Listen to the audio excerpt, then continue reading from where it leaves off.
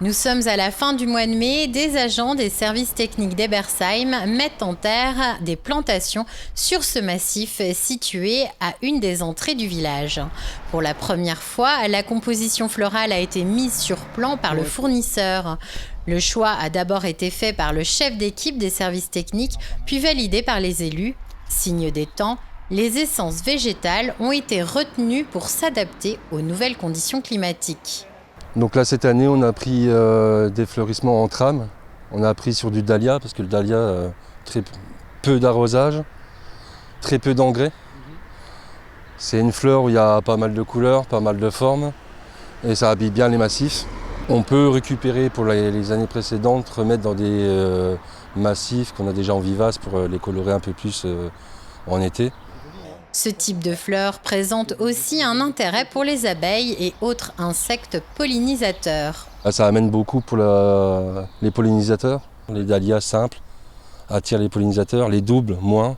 Ils n'ont pas la même vision en fait, au niveau de la fleur. Donc ils ont à manger là jusqu'aux premières gelées. Voilà.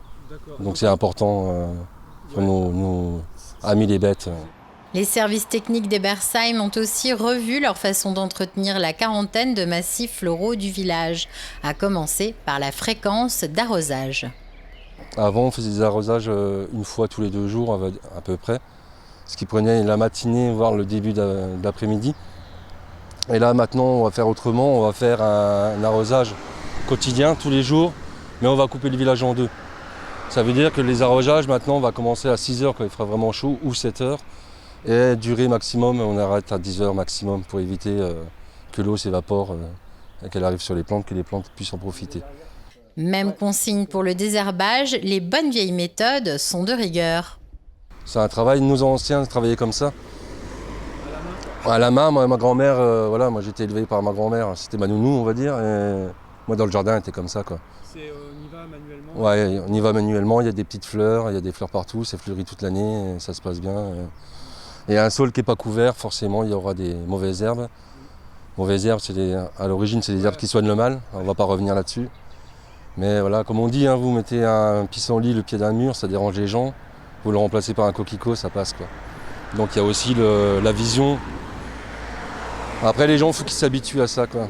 Donc moi j'y suis habitué, mon jardin il est déjà comme ça. Donc. Pour Cyril, respecter l'environnement est primordial. Il espère aussi donner l'exemple. Moi naturellement j'y suis sensible. Ouais. Et, je pense que de toute façon maintenant on n'a plus le choix, il faut y aller. Et en espérant que les gens suivent notre modèle, parce que les gens regardent aussi ce qui se passe dans les communes. Donc c'est en travaillant comme ça aussi qu'on peut montrer aux gens qu'on peut travailler autrement et que les jardins sont tout aussi beaux, quoi. D'autres missions effectuées par les services techniques sont concernées par cette approche environnementale. Par exemple, les agents effectuent, dès qu'ils le peuvent, une fauche tardive. Ce procédé permet ainsi de préserver la biodiversité, sauvegarder faune et flore et aussi faire baisser les coûts.